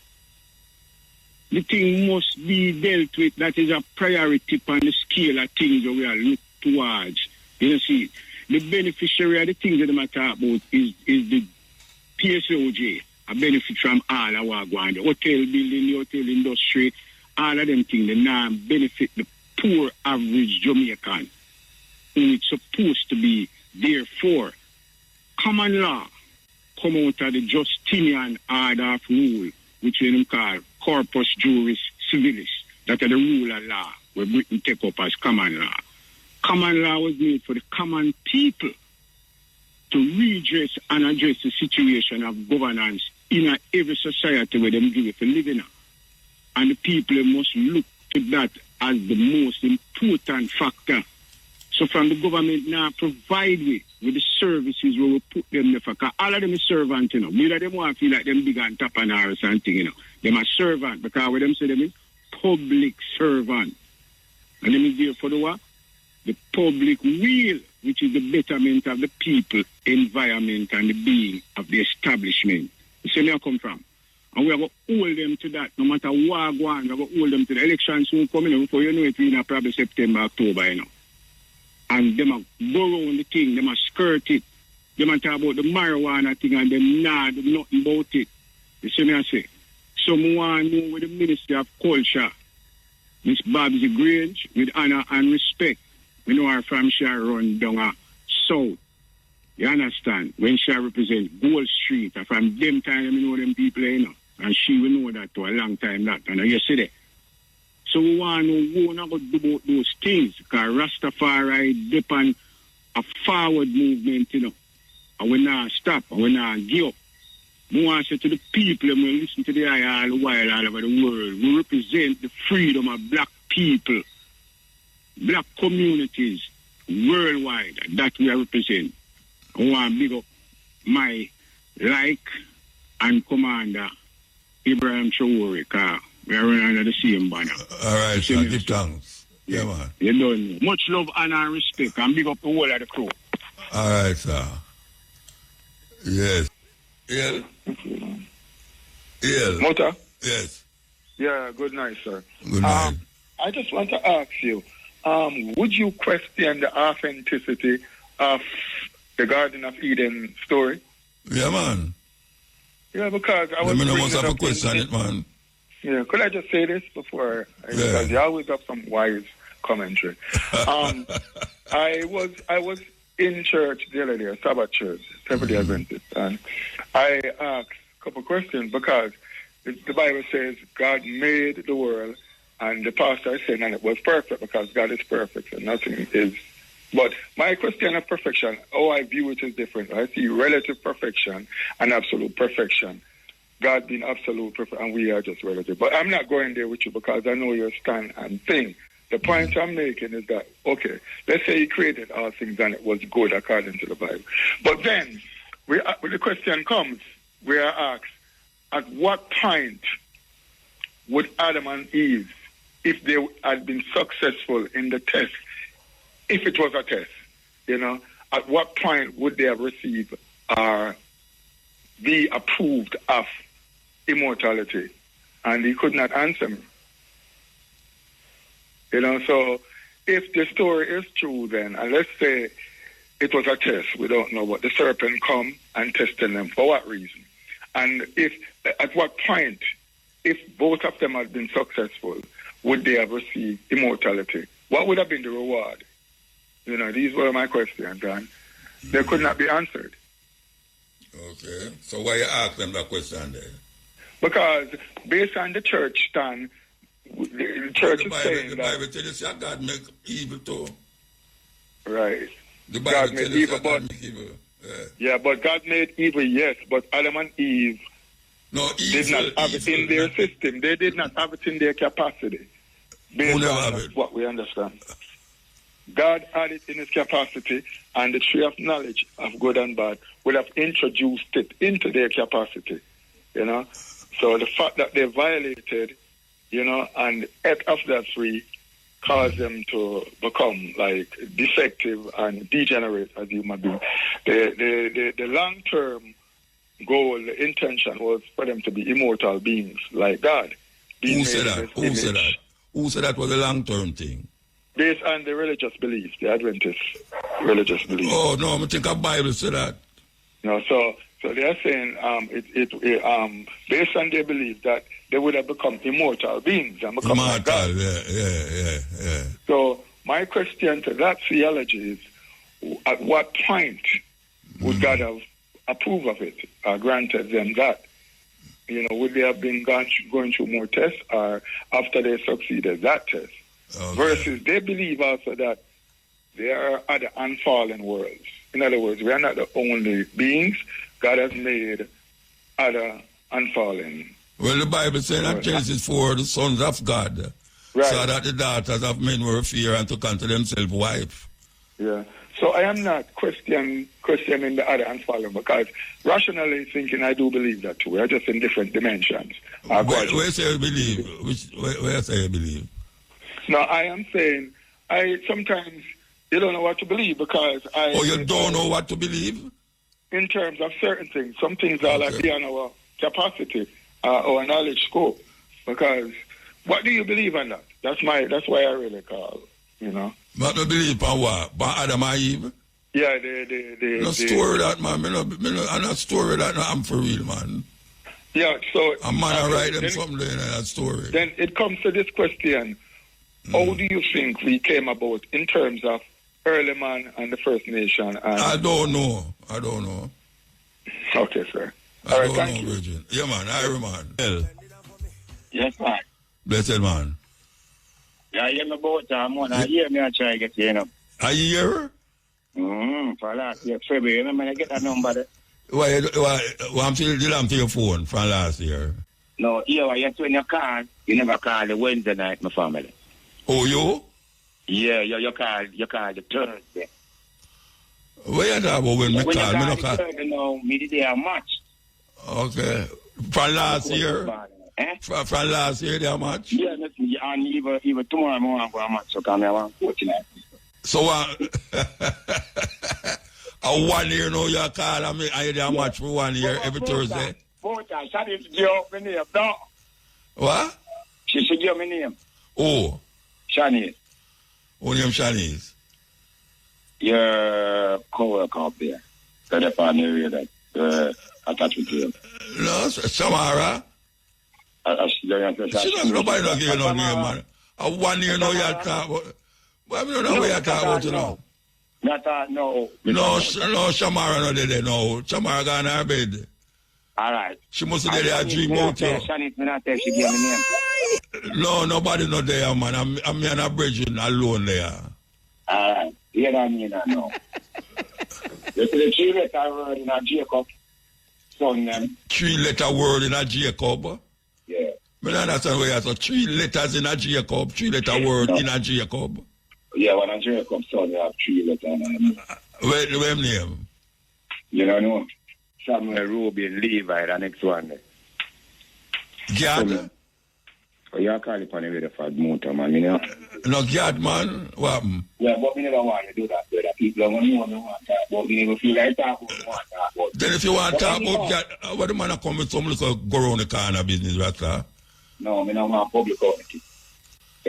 So where you don't want to talk about it and they have to vote with? You have to do with the Minister of National Security and Justice. So work around the department. Brethren, the program have a little bit of time left, you know. Stop talk, round the corner and talk where you talk. Alright, here we go now. After being employed with them. Employed with who? Employed with who? The Department of Correctional Service and the Ministry of National Security. Okay. So Gad coming at that. Oh, Gad coming at that. I mean, I public interest and they want me some money and they don't want to pay me. All avenues me I try go, them I try block it. Well, that's why you go up on avenue, you should go up on the road. No, I go up on the road. The way you talk about you go up on avenue, that's why you don't see them. The road, they want to be avenue motor. So, the thing is this, that now, me don't like talk to you privately. No, but we want to talk to me privately about that, that you want to talk to me about. Still. No, about that, where you say, no, you want to talk to me privately about? Yeah.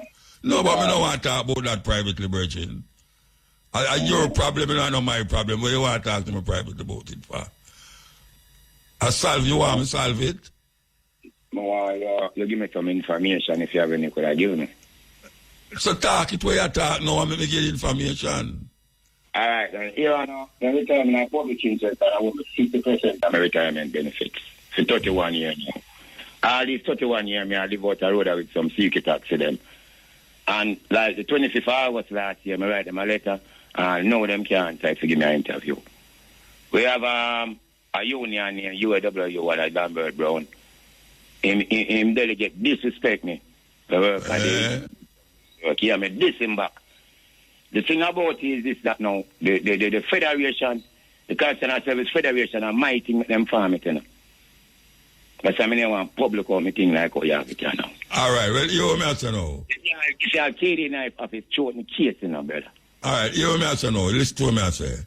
Yeah. Because I know how you go up on, you say Thursday you go a match again. You want me to know.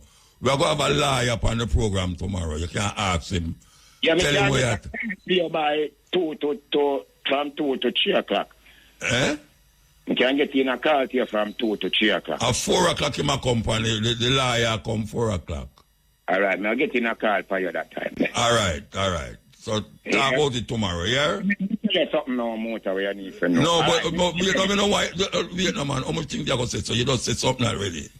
All right. You come up back with something. Tomorrow, you call the lawyer and tell the lawyer where they're going to tell me. All right? All right. All right, blessed. A businessman who allegedly manipulated a point-of-sale machine system and defrauded a local commercial bank of $99 million 3 years ago has been arrested and charged. He is 25-year-old clothing store operator Jordan Hines of Old Harbor, St. Catherine. The Financial Investigations Division, FID, said Hines was arrested on Monday, May 12, during a joint operation carried out at his home. Members of the Jamaica Constabulary Forces Constabulary Financial Unit and the Special Operations Unit of the Counter-Terrorism and Organized Crime Investigation Branch executed a search warrant at the premises. Allegations are that between November and December 2022, Hines and his co-conspirators manipulated a point-of-sale terminal to conduct unauthorized offline transactions. Bypassing the bank's real-time authorization system, the scheme caused the financial institution to unknowingly advance funds to Hines' bank account, which was quickly depleted via withdrawals and transfers. The transactions were subsequently flagged by fraudulent by intermediary banks, resulting in chargebacks and losses to the local bank of over $618,000 or just under 100 million Jamaican dollars. The POS device in question was issued by the bank for legitimate business purposes, that is, specifically for processing customer debit and credit card payments while online. However, the accused and his accomplices intentionally placed the machine in offline mode to exploit the system and commit fraud. On Monday, during the operation, investigators seized 5 cell phones belonging to the suspect, his spouse, and his brother. 2 locked safes and cash totaling over $1.9 million Jamaican dollars were also confiscated. Hines was arrested on reasonable suspicion of breaches of the Proceeds of Crime Act (POCA) and the Larceny Act. Following an interview conducted in the presence of his attorney, he was formally charged with simple larceny, conspiracy to defraud, possession of criminal property, and engaging in a transaction involving criminal property. Hines was granted $400,000 bail with 1 surety. He is to appear before the Kingston and St. Andrew Parish Court on June 10. FID Principal Director Keith Darren said this case highlights the need for constant vigilance and interagency collaboration. This case highlights the increasing complexity of financial crimes and the critical need for constant vigilance and interagency collaboration. Fraud not only undermines the financial system, but also erodes public trust. The Financial Investigations Division and our partners in law enforcement remain committed to uncovering and dismantling these schemes. FID Principal Director Keith Darren. 2 persons have been detained in relation to a $40 million ganja bust offshore Westmoreland today. The Jamaica Defence Force JDF said through a coordinated operation, a Coast Guard team intercepted a vessel transporting the contraband. It said 37 bags of marijuana weighing 663 pounds were seized during the interdiction.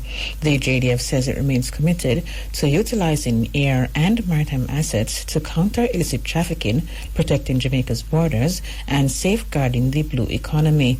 It is also urging all seafarers to use Jamaica's maritime spaces in accordance with the law and to report illegal activities to the JDF.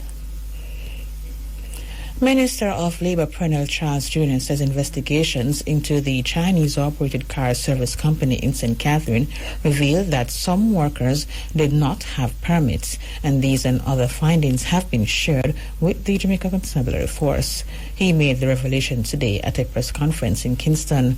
The Labour Ministry launched an investigation into the operations of the Wholehearted Car Service Company in Ferry last month.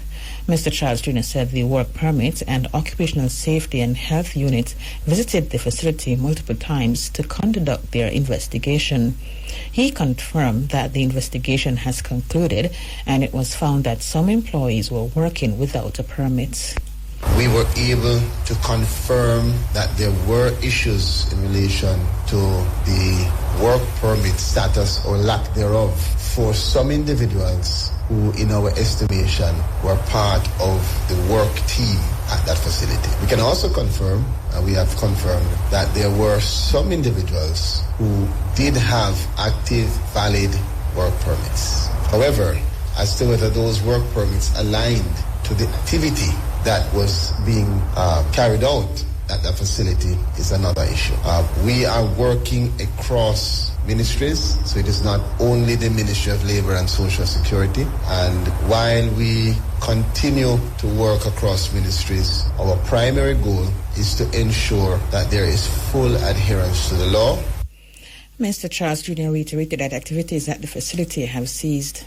Yes, our team did advise the persons who identified themselves as being within a leadership or managerial position that activity of this nature without the requisite work permit being approved was a breach of the law that could carry particular types of sanctions. And we noticed that after providing that information, certain action was taken by the individuals to close down their facility. He noted that the ministry has no issue with the company offering its services once workers get the necessary permits and the law is being obeyed. Particularly where we see hundreds of Jamaicans flocking to the service, that we are not blind or deaf to the fact that clearly this is a gap, again, in terms of what is being provided to the country.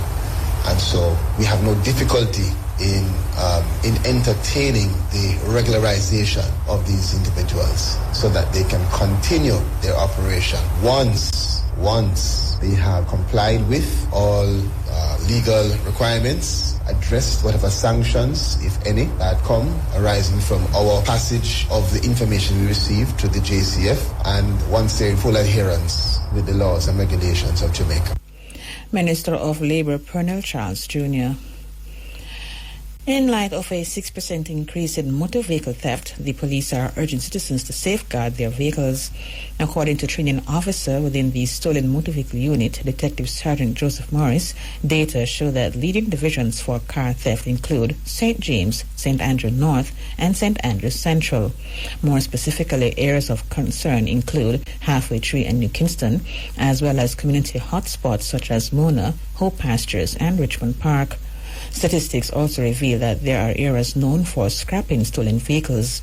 These areas also have a high vehicle recovery rate. One such area is St. Catherine. Toyota Voxy, Probox and Axio, Nissan AD wagons, and Honda Fit, Grace and Civic are among top vehicles stolen. Head of CTUG Stolen Motor Vehicle Unit, Detective Inspector Marcel Bedward, is urging residents to be on the lookout for suspicious movement within their communities. If the vehicle is parked along the roadway, it is easier for the criminals to have access to the vehicle unimpeded. So we're recommending that persons engage in their community neighborhood watch groups. We are presently doing public sensitization as it relates to being aware of where you park your vehicle. If the community comes together and you know that the neighbor parks their car, you know the neighbor, and you see somebody in the area lurking that should not or is not known to you, you could probably contact the police or alert other residents of the person's presence. Head of CTUG Stolen Motor Vehicle Unit, Detective Inspector Marcel Edwards. He was speaking on the Constabulary's recent Force for Good podcast. As an additional measure to lower the rate of motor vehicle theft, the police used Jamaica Eye and other technological aids. The opposition has condemned the National Water Commission, NWC, for the decision to halt its provision of water quality test results to the Kingston and St. Andrew Municipal Corporation. Yesterday, Kingston Mayor Andrew Swaby announced that the KSMC was formally informed of the NWC's decision. He said it came after Councillor Jesse James Clark, who is also the People's National Party junior spokesman on health, moved a resolution in which he called for an end to the distribution of water that does not meet health standards, citing risks to people. He had raised concern about alleged contaminated water being supplied by the NWC to customers, especially those in rural St. Andrew. However, the NWC maintained that its water is safe for consumption. Yesterday, Mayor Swaby disclosed that since the resolution was passed, the NWC has not attended any meeting of the corporation's Public Health and Sanitation Committee. In a statement today, opposition spokesperson on water, Ian Hales, stressed that citizens have a right to real-time information on issues impacting their health and environment. He is calling for the NWC to resume sharing water quality reports with the KSMC. Mr. Hales wants Water Minister Matthew Samuda to address the issue. This is irresponsible. This is spiteful, and it is putting lives at risk. The KSAMC cannot do its job without transparency. How can councils address pollutions? How can hospitals prepare for outbreaks? How can you protect your children if this government hides the truth? I call on Matthew Samuda and the National Water Commission Acting President Kevin Carr to release all water quality reports immediately, resume attending public health meetings, and provide real-time updates to the public. Water safety isn't a political game. It's a matter of life and death. Opposition spokesman on water, Ian Hales. And in response, Water Minister Matthew Samuda says the NWC has no legal obligation to provide the KSAMC with water quality reports, but the Commission will be seeking to publish all reports so that the public can access them. The National Water Commission must, under law, operate in a transparent manner. However, the law says we must report through the Ministry of Health, through the Bureau of Standards, through the Integrated Water Resource Management Council, which is a council of cabinet, through the OUR. There is no legal obligation for the National Water Commission to engage with the KSAMC in this manner or any other municipality from that perspective. However, I am very clear, and I've been opening other forum and certainly on other station, that the Water Commission will maintain the highest standards of transparency. I've asked the Integrated Water Resource Management Council to review the format of the reports that NWC used to share with municipalities and to restructure them in such a manner so that the sort of misunderstanding that led to the political mischief or gave room for political mischief 6 weeks ago never happens again. But it is in the intention of the National Water Commission to position these reports on its website on a monthly basis so to avoid political mischief in the future. We will publish all of our reports in a simplified format and every Jamaican will be able to see. We do not have any legal obligation to engage with the KSAMC in this manner. So it is nothing that is unethical, it is nothing that is illegal, it is rather to avoid the nonsense that was perpetuated by members of the People's National Guard. Water Minister Matthew Samuda. Ground has been broken for the $1.2 billion Monroe Road to Seaview Avenue water and sewage project in St. Andrew. The project will see the provision of reliable water supply to residents in the area as well as improved sewage collection. All sewer mains laid more than 60 years ago will also be replaced. Speaking at the groundbreaking ceremony this afternoon, Prime Minister Dr. Andrew Holness said residents will benefit significantly. It will protect our environment. It will create more opportunities for housing for our young people. It will create more jobs as a result. And indeed, it will increase the welfare of all Jamaicans. Prime Minister Dr. Andrew Holness. Meantime, Member of Parliament for St. Andrew Eastern Favour Williams said residents to benefit include those along Old Hope Road, Mona Road and Monroe Road.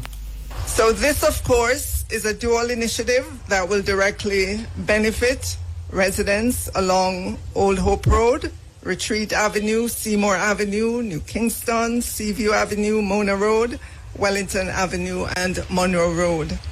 This effort, ladies and gentlemen, goes beyond infrastructure.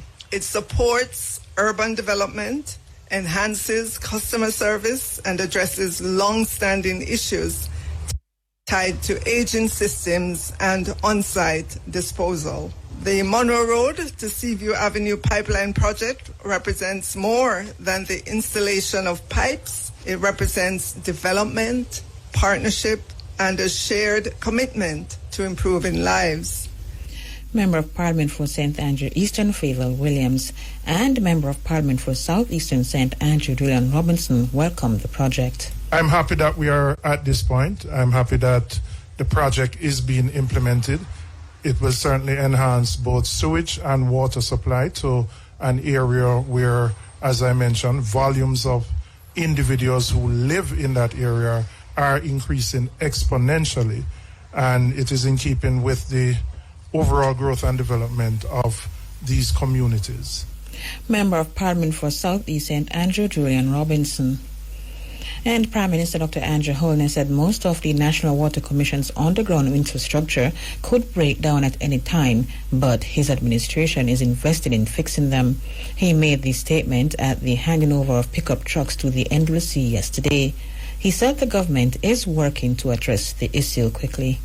So presently, if you were to look at the infrastructure that is underground, or the pumps, the water treatment facilities, most of them are either pretty close at or past their useful life. And they can collapse at any time. They can break down at any time. And so the role of government now is to quickly catch up with these new investments and at the same time catch up with reinvestment in the old infrastructure. So I'm hoping that I'm placing all of this in context so that the citizen can appreciate and understand where we are.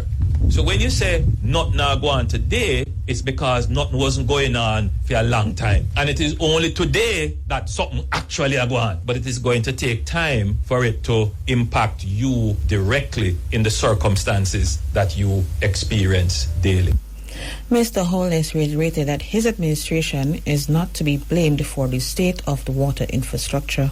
How do you keep on making new investments? And how do you keep on reinvesting in your infrastructure? It's either you're going to borrow or you're going to generate the revenue. What happened in Jamaica? Anybody who could honestly look at Jamaica's history will recognize what happened. The NWC is a classic case. If the NWC wanted to do any form of infrastructure investment, what it had to do? Massive borrowing. The NWC became a fiscal risk to the government. If the Jamaican people were honest to themselves, we would have to just admit that poor policies placed us in that position where there was significant disinvestment in our infrastructure. Infrastructure that was built 100 years ago that we should be investing in every year to keep it up to date and project its life into the future. We didn't do it. Prime Minister Dr. Andrew Holness. It is not clear who will replace Carl Samuda as the Jamaica Labour Party's candidate for St. Andrew North Central, as Senator Delano Seabright has put a pause on his campaign. Mr. Samuda, who is the Member of Parliament, will not be contesting the next general election constitutionally due this year. Senator Seabright has been endorsed by Mr. Samuda as well as other JLP supporters. However, tensions flared when reports emerged that another JLP member was interested in the post. Yesterday, Senator Seabright indicated that he will pause the campaign, stressing that it's not a withdrawal. He assured supporters that he remains committed to the constituency. To the people of North Central St. Andrew, we are still here for you. This is our home. Our commitment to your well-being, progress, and empowerment does not change. Let us thank our leader, the Most Honorable Dr. Andrew Holness, who has shown remarkable judgment, restraint, and steady leadership throughout this entire process. Senator Delano Seabright attempts to get an update from JLP General Secretary Dr. Horace Cham on how the situation is being addressed proved futile.